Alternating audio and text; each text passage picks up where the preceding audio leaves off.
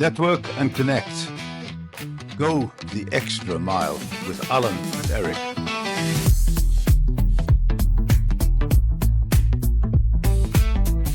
Today we step into the extraordinary world of Lawrence Blair, mystic, explorer, anthropologist, and Emmy-winning filmmaker. For over 3 decades, he's navigated the remote islands of Indonesia, from sailing with Bugis pirates to standing face to face with the dragons of Komodo. His work bridges ancient tribal wisdom with modern science, revealing truths as mysterious as they are profound. Today, we journey through his life's adventures, his philosophies, and the moments that forever altered his understanding of the world. Good morning, Lawrence. Good morning. Nice to have you Nice in to the be studio here today. So, you've lived in Indonesia for more than half a century. What first drew you here, and what kept you from ever leaving? Well, my parents emigrated to Mexico in the 1950s with my younger brother. I was 14, he was 11, and we were dragged out of English prep schools in a very grey period in English history to Mexico, which was like suddenly lifting off the roof into a blue sky with ancient civilizations. Everything that a schoolboy could hope for from his adventure books was there. So when we finally got to Mexico, to Indonesia I should say, it was like Mexico multiplied by 150. But the reason I came was because my family and myself were involved in a meditational group before it was trendy, before the Beatles had joined Maharishi Mahesh Yogi, whose guru happened to be in Java. So my first trip to Indonesia was as a delegate to a spiritual conference in Java. And subsequently, I came again to that ashram in 1965, the year of living dangerously, which was a very frightening and uncomfortable time to be in Indonesia. And in the ashram, they told us not to go outside the walls, and being always very disobedient, I did. And I found myself in a becak, one of those 2-wheel pulled things, swept into the crowd in downtown Jakarta and took the first pictures of tanks coming into the crowd, which were subsequently published on the front page of the Straits Times in Singapore. So from very early times in Indonesia, I have lived a rather disobedient and dangerous life. Before you were an explorer and filmmaker, what were your earliest childhood experience that planted the seeds of adventure? Well, do you know, I think it was probably being read to as a very young child. My family are British Raj from many, many generations. I should be ashamed to say. But it meant that I was brought up, my mother was born in India, for instance, and I was brought up on all that taste and mythology of the interconnection between human beings and animals and the rich tropical environment. And that always fascinated me, and I was always getting into trouble at my prep school for reading late at night under the covers with a torch, Rudyard Kipling and everybody else. I was going to say Rudyard Kipling had to be in there. Of course it did. So I think that would have been the earliest, and then I was lucky enough to be taken to France when I was 6 years old. In fact, that was my first school, was in France. I had my 7th birthday there. And that was a great adventure for me. I knew from an early age that going to another country was the most thrilling thing. And then it was the first opportunity I had to stick my face underwater in my father's oversized leaking mask, where I saw another world I had no idea existed, with instead of birds and grasshoppers, there were all these other extraordinary things, as if it was a different planet. I think that triggered something. You know, these things are inside us from the word go, from pre-childhood maybe, but certainly from very early childhood. And if we're lucky enough to be sensitive as to what it is in our outer lives that trigger what we have intrinsically in us, then it makes it easier to follow a course for the rest of your life. Lawrence, you coined the term psychoanthropology. How do you explain it to someone hearing it for the first time? Well, I'm not sure that I coined it. I'm not sure that I'm the only person to have coined it, because I've subsequently heard it in other places, though they might have got it from me in the first place. but it has been around a bit, and it also means slightly different things to different people. But the way I understand it, and the way I have practiced and in fact even taught it at the University of Southern California, where I've been a visiting professor, is that you've got a whole variety of anthropologies. Anthropology is the study of human beings. So you've got social anthropology, societies, you've got physical anthropology, different types, you've got paleoanthropology, ancient, long dead human beings and their bones, and you've got psychoanthropology, which deals with the range of the human mind, the rich variety of human psyches. Because although it's popular to say, oh, we're all the same, one of the wonderful things, I think, is that we're not. And different peoples have different skills and different weaknesses from the others. And if we know what the others are and can pool it, it increases our understanding. Yeah. An example might be when my brother and I first came to Indonesia and traveled with the Bugis tribe aboard these amazing sailing boats. They didn't believe that we Westerners had walked on the moon, and we didn't believe that they could walk on fire without getting burned. We have subsequently learned, the Bugis and myself, that indeed we have walked on the moon and we can walk on fire without getting burned. So it has expanded our understanding of what we can be. And also psychoanthropology focuses a lot on what you believe. And what is interesting is that, if you really don't believe something, sometimes you can't even see it. You certainly can't hear it. And if you do believe in something, realities present themselves which they would not if you didn't believe it in the first place. So belief is a very profound thing in the human psyche, which isn't much studied by the world so early in history as now. Your Ring of Fire series became iconic. What was the most unexpectedly moving moment that you experienced from filming it? Oh, well, it took us 10 years to make this film. It was only 10 years, this series of films, and certainly many years after that before we could sell it. Because for a start, anything that was documentary in the United States of America was automatically considered to be educational and therefore dull and therefore unsaleable. But when eventually it did come out, it was picked up by WGBH, Boston Public Television, and by the BBC as a co-production, and it came out to extraordinary success. And it was within a year that the Discovery Channel started after that. But to ask what was the most extraordinary experience over our 10 years of filming is a tall order. There were experiences which were psychologically profoundly arresting. There were moments of extraordinary danger. There were occasional moments of great joy and wonder. And more frequently, there were moments of terror and boredom. Yes. But I could say that I suppose the most dangerous moments would have been, one was when we were filming in Borneo for many months trying to find this tribe, the Punan Dayaks. Punan they're called south of the border in Kalimantan, Penin they're called in Malaysian Borneo, north of the border there. But we found these extraordinary people, these nomadic people. You can only really get into Borneo during the rainy season, when the rivers are flooded enough to get up to their source, which is also the insect season, which is, they believe, one of the reasons why it has remained so little explored for so long, because it can be hell. Yeah. And the worst situation was when we were deep in the forest and it did indeed begin raining so powerfully that everything was flooding. And the only thing we could do was to try and get up trees. But of course we weren't the only creatures to get up trees. Everything wanted to get up the tree. All these extraordinary snakes and scorpions and ants and things like that.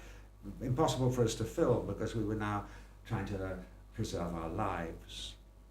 Another of the most dangerous things was when we were at sea and this Bugis boat, which was totally unseaworthy, in a storm where we thought we were going to lose our mast, and we were taking on a lot of water through the planking, and we didn't have a proper lifeboat. We certainly had no life jackets, and there was a fair chance of us going down.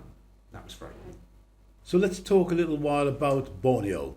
Who were the dream wanderers, the Punan Dayaks, and how did you find them?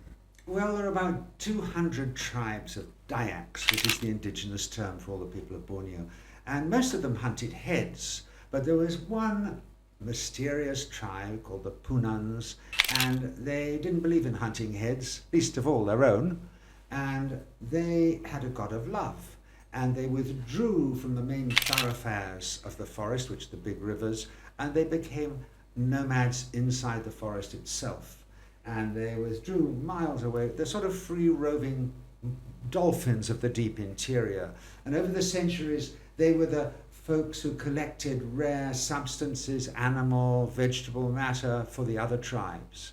And it was believed in the 1970s and 80s that they no longer existed in their nomadic form. They hadn't been contacted by anthropologists or by their own governments. And we thought the only way to find out is to have a crack and go in and see if we could find them.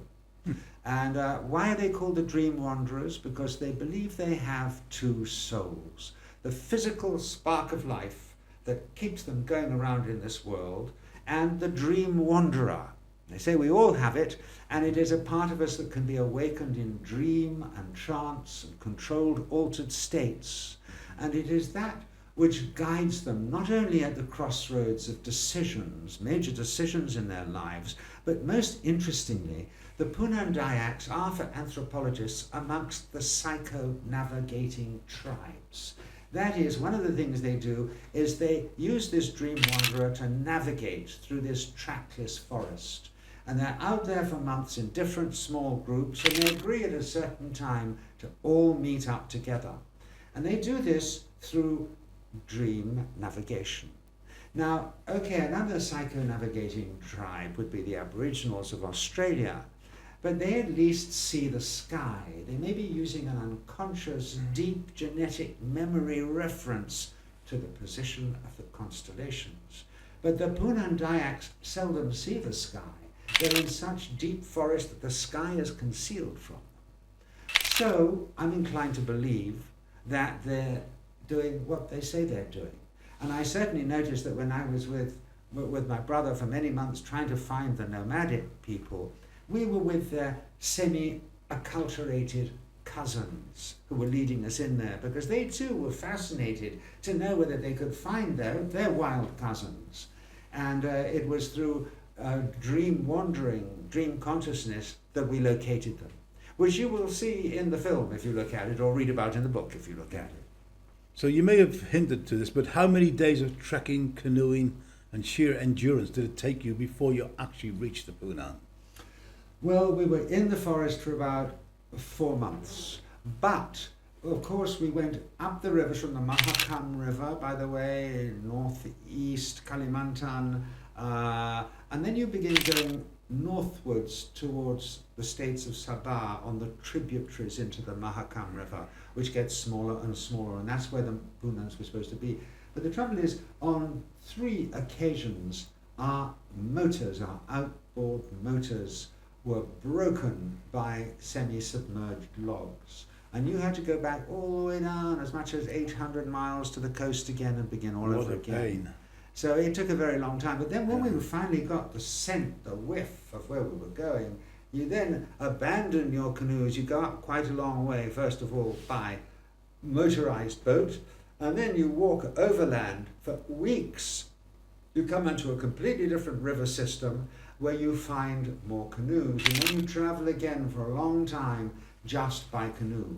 And as you're going upriver, our guys were doing what they call modiking, which is like poling upriver against ferocious floods and unnamed rivers at the time. They were all we had was an international aviator's chart, much of it white, blanked, map sources irreconcilable.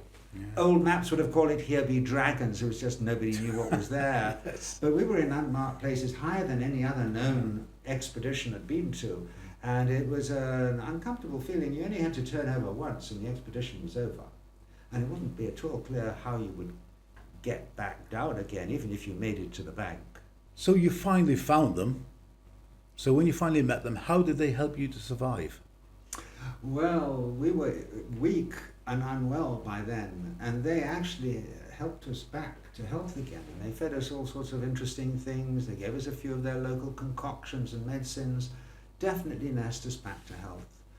And when we found them, they were nomads, but they had chosen, 3 months in the year, rainiest point of the year, they settle in long abandoned longhouses of previous tribes, abandoned for years, for decades. And so we were lucky enough to stay with them there for a while to be nursed back to health.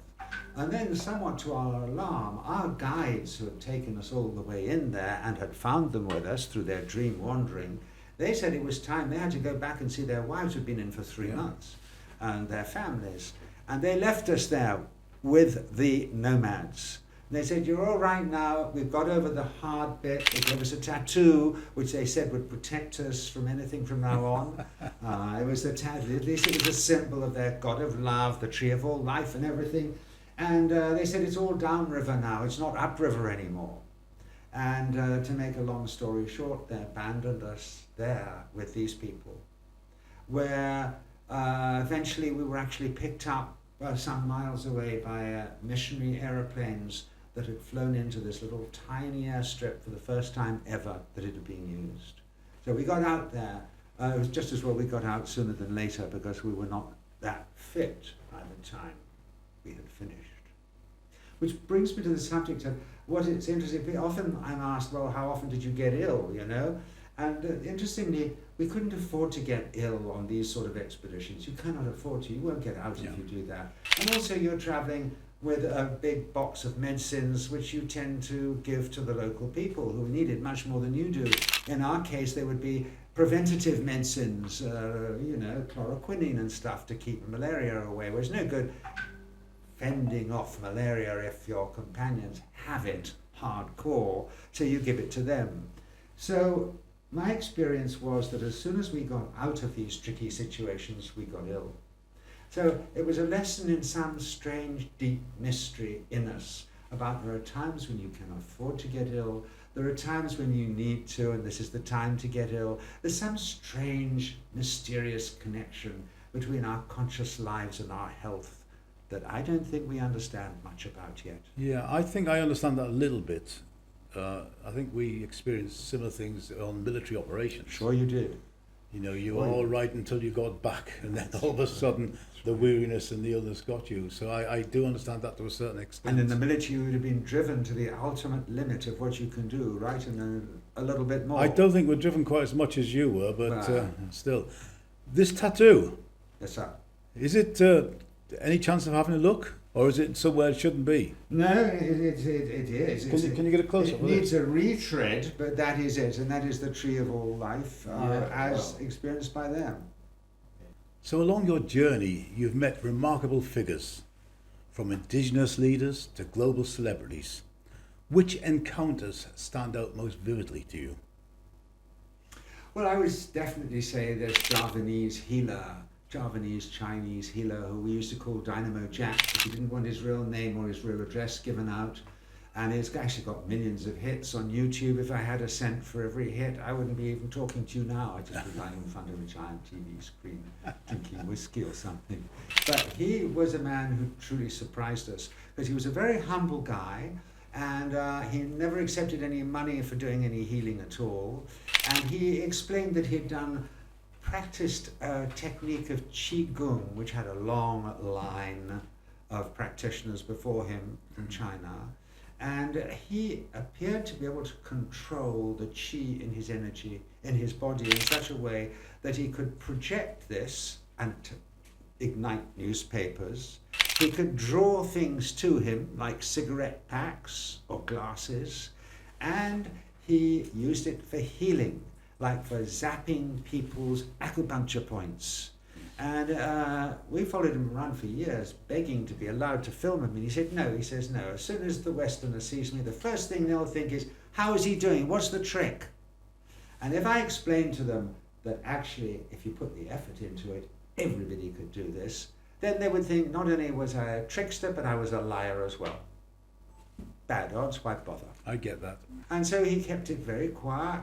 He turned out to be a healer to the president of Indonesia at the time, and to many of the top generals, and also to the simplest people who would turn up to the villages he would travel around. And my brother and I actually followed him around Java on his healing rounds at one point. and we were required to ground his patients, and that is you hold their feet while he works on their bodies, and you get this charge going through you.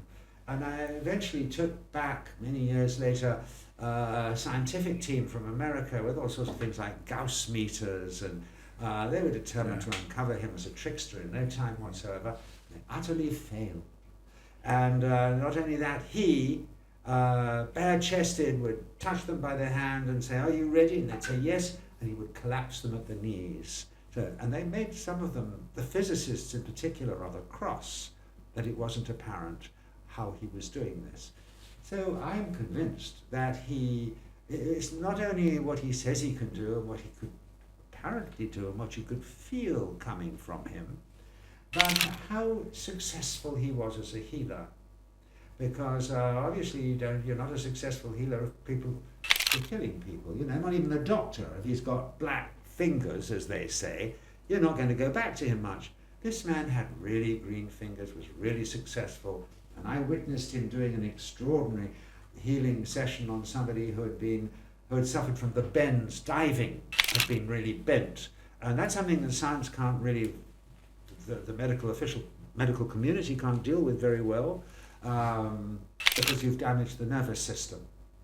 And he got this guy walking again when it looked as if it would be impossible.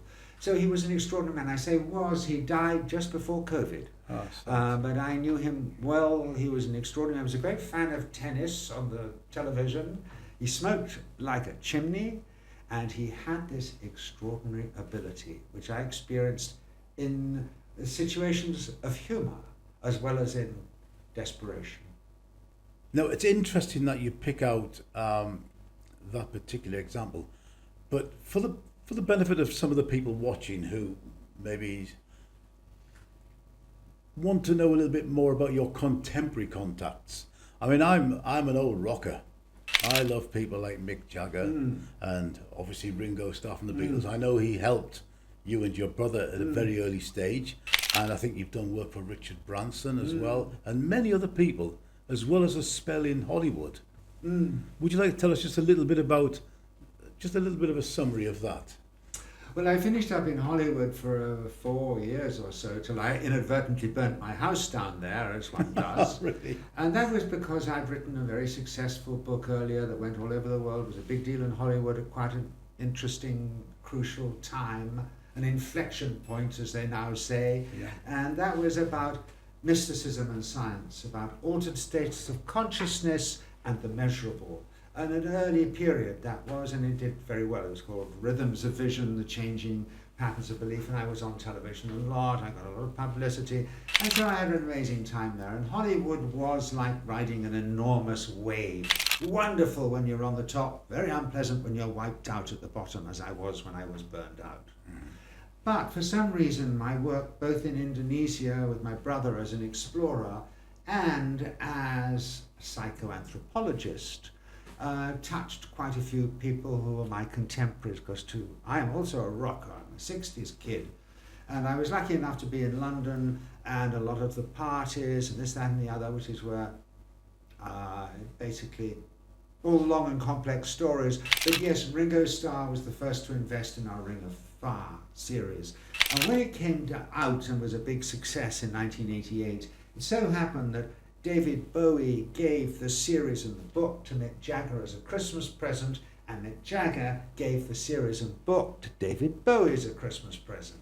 So when they turned up here in Bali, I was the blue-eyed boy. I could take them around. I had great fun with them, and I subsequently took Mick, at least, on an expedition back to the cannibal headhunters of West Papua and many of the places we'd visited in the early 70s, and some which we had never visited. And also I took David Bowie on his honeymoon to this wonderful lady, Iman, who you may remember. Yes, a bit of a model. Yes, absolutely, to the palace in Solo, where they were the first foreigners ever to be warmly greeted by the royal family there, wearing their own gear, which was rather amazing anyway, but it wasn't formal gear, that's for sure. Yeah. So I saw a lot of them, and I was lucky enough to get quite close to them. And interestingly enough, I believe we're only about 250 metres away from where Mick Jagger married Jerry Hall in a Hindu ceremony on the beach, just down the road here. And I believe David Bowie's ashes are scattered just off the beach, That's right. literally at the end of this road. That's right. So it's a small world, isn't it? It's a small And you know, world. I was Bali. Usually, you have a best man and a best woman.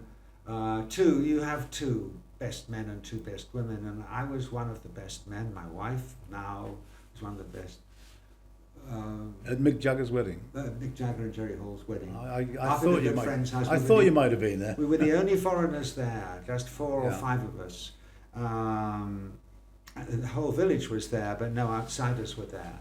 And yes, and of course, Jerry Hall's mother kept on ringing up afterwards saying, well, where's this wedding certificate? And it had to be explained to her this was a marriage made in heaven. Yes. On earth. It was a blessing rather than, Yes. rather than an official That's wedding. right. Yes, I think that was in the newspapers later, wasn't Yes, it? it was. Yes. Now, your life's been filled with extraordinary adventures, but also tragedy. How did your brother's passing shape your outlook on fate and free will? How did it? Sorry? How did your brother's passing shape your outlook on fate and on free will? Oh, that's a good question. Because it was a big surprise. You know, he died just a week short of his 50th birthday. And it wasn't long after we'd come back from Borneo, those many months in the forest, where a broken leg is a death sentence. You can't carry somebody out of that deep forest with a broken leg. It's hard enough to just carry on walking yourself. And then he fell down here at one of these open manhole covers, which you still find in Bali all these years, 30 years later. There are many dangerous things just walking around the street here. And he broke his leg and he died 2 days later in a Balinese hospital. They didn't give him an anticoagulant, so he might have got a bone marrow embolism. That's what it looks like anyway.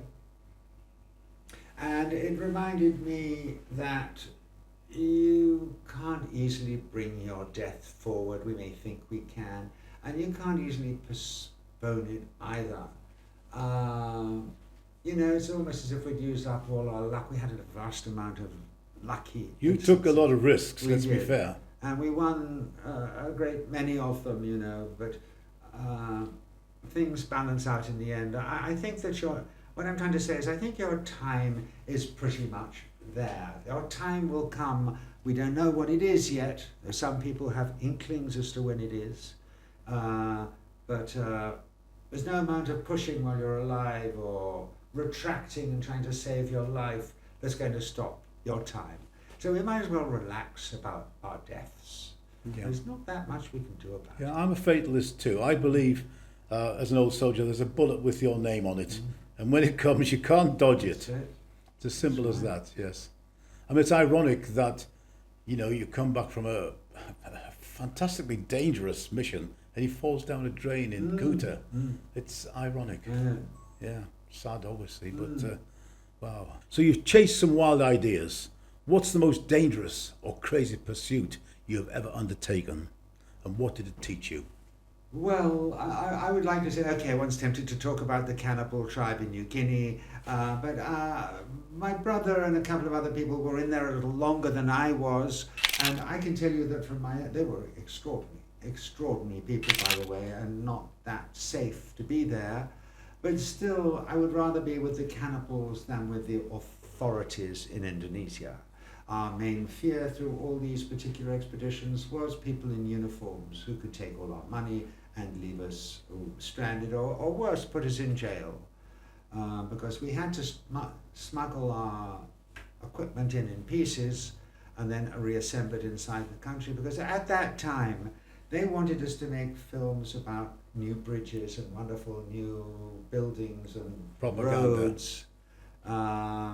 They didn't want us to make films about the tribal peoples because that was considered to be lèse-majesté, let's put it like that. Whereas now they realize, decades later, that one of the most valuable things about Indonesia are the tribal peoples, the repositories of the memory, of the wisdom, stretching back for millennia as to how to handle the environment and the creatures. But I digress. I think one of the most difficult and dangerous things is actually what I'm involved in now. Because I'm planning, well, I'm more than planning, we're well on our way, we're going to be shooting, by the looks of it, at the end of this year, another film, and it's called The Last Explorer. It's not my title, but it happens to be about me. To my embarrassment, it's called that. And there's something I've always wanted to film properly, and that is that the most luminous creature in nature is a fish found here in Indonesia. It's its cheeks that ignite as bright as a 5-watt bulb. You could read a newspaper by one fish. And it's called photoblepharon, and it's found in the Banda Sea and a few other places. It's a deep sea-ish fish, and you'll only notice it on a very dark moon in October or November when they rise to the surface en masse to mate. And it is like the aurora borealis of the sea. It is one of the great marine phenomena. And it is reported by early mariners here in Indonesia in the past. And I experienced it many years ago when I went along with fish collectors from the Smithsonian Institute on an expedition to specially find these fish. And you're supposed to go down, it has to be a dark moon, no moon, and you go into remote reefs in very deep water, so there's current and it's kind of spooky and it's at night. And you go down quite deep and you've got streamers of phosphorescent coming off you from the current. And after a while, at some depth, that's where we were about 80 feet deep, clinging to the reef down there. And then suddenly this sort of fibrillating mass of fish come up. All these lights come up past you and go up to the surface. And all fear is gone in the wonder of the occasion. Yeah. And I've tried to film that on other occasions. I've succeeded in filming the fish. That actually appears in a film in something called Myths, Magic and Monsters that I did for Sky TV. But on this we want to get it properly. We want to get it the way I saw it. It's a rare and remote phenomena, and it is in itself a metaphor for fear of the dark, deep ocean at night, but being enveloped in this bioluminescence and lifted up with it, which may be a bit what life anyway is like. Yeah, you're not exactly a teenager. Are you physically involved in all of this filming? Oh yeah, I have to dive. I don't shoot the button anymore. I don't see well enough. Don't see a damn thing, let alone at night underwater. But indeed, I dive. So we've learned your work blends science and mysticism. Why do you believe modern society needs both, not just one or the other? Well, I don't know what they need. Society, I think human beings need both, don't you? I think we have to reconcile these two parts of our individual natures. But at the moment we do see this big division in society, probably because the same division is in us individually. It seems as how we were brought up, as there's the rational, objective, scientific world which is out there, and this other sort of dreamy, mystical, illusory world that's inside. Whereas if one looks at the new fields of science, they threaten to heal this division between science and religion. There is some wonderful stuff. For instance, mycelium, this business we've only just discovered of this network of fungal filaments that connect the roots of trees together. This is an extraordinary phenomena. It means that a copse of trees is intelligent. And not only that, it can store ancestral memory. This is the stuff of the early legends and mythology of ancient Europe. This is a reality that is only hinted at in our dreams and fairy tales, which now awakens as a profound truth. This is happening in many other areas, and this is what this new film of mine is more about. It is about seeing our world through the new lenses of what life may be, where there is not so much of a division between the observer and the observed. In fact, the observer conditions what is observed. There is a profound connection between consciousness, the experiencing self, and what is there to be experienced. And how consciousness is pushing its way through nature and evolution all the time, producing extraordinary, extraordinary phenomena. I read somewhere that you said that thought is the enemy of the awareness of the presence of God. What does that mean in everyday life? Well, that would have been in a show called God, I think it was, or Oh God, or Oh My God, where they interviewed tons of different people of what they thought it was. And I think I was talking there about, as soon as you conceptualize it, you've lost the plot. And anybody who says they are a god or even a representative of God, I think should be mistrusted. Because the only one thing in my experience is that you can indeed cultivate an awareness of the presence of whatever you like to call it. If it isn't God, it behaves the same way that God would behave if it existed. There, of course, is something much larger than us. And I like to see it partly in what I'm trying to approach in this new film, which is intelligence in nature, which is a vast intelligence, which the tribal peoples of the world have known forever, and which is still understood, even if only in an echoing form, in Hinduism and certainly animism, where everything was seen and understood as alive with its own particular force. And this is too what science is coming back to. Quantum mechanics recognizes that everything has its own particular vibrationary signature. And it gets on with some things and it doesn't get on with others. There's an invisible world there. And if I can finish on this same old subject, there was a time when we thought the world was flat, because it looks like that. And then there was a time when we thought we were the center of the universe, because if you look at the sky every morning and evening, it looks like that. Then we thought that this was solid, because it feels like that, even though we now know it's just a river of empty energy, but there are standing waves in these vibrations that give the illusion of solidity. Exactly the same with this new dimension of a discovery we're standing on today. Though the rest of the world hasn't caught up with it, watch this space. Other people have. There are all sorts of scientists around who are working in this field of the relationship between consciousness and the real world. And that they find themselves bathed in a sea of interconnectedness that is not what we can hear or see or touch, but it is what we can feel in a sense of the awareness of the presence of God. Yeah, the more we know, the more we realize we don't know very much. Yes, with the mind, definitely. Absolutely. So thank you, Lawrence, for all of that. Last question. If you could leave the world with just one piece of wisdom from your lifetime of exploration, what would it be? Okay, two things. First of all, the truly wise in one is outside my life, is outside my time now. It's whatever I came from or with, or, as all of us. We sort of know from a start. But now my outer self would say, the one thing I have learned in my life is that for all the noise and fuss and fury and rage and passions and desires and loves and joys, really only the thing that lasts is love. And love is a bit of a wet term, as we say in England, a bit wimpy and weak, or so it seemed to me. But the older one gets, the more one realizes it is an actual radiant force. And it really does make the world go round, whatever the hell it is.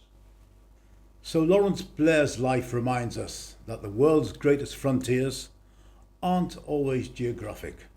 They're within our minds. If his journey inspired you, please like, comment and subscribe for more conversations with extraordinary thinkers. Stay tuned for our next Extra Mile podcast. We will show you other adventures where we keep pushing beyond the known into the unforgettable. Thank you. Bye-bye.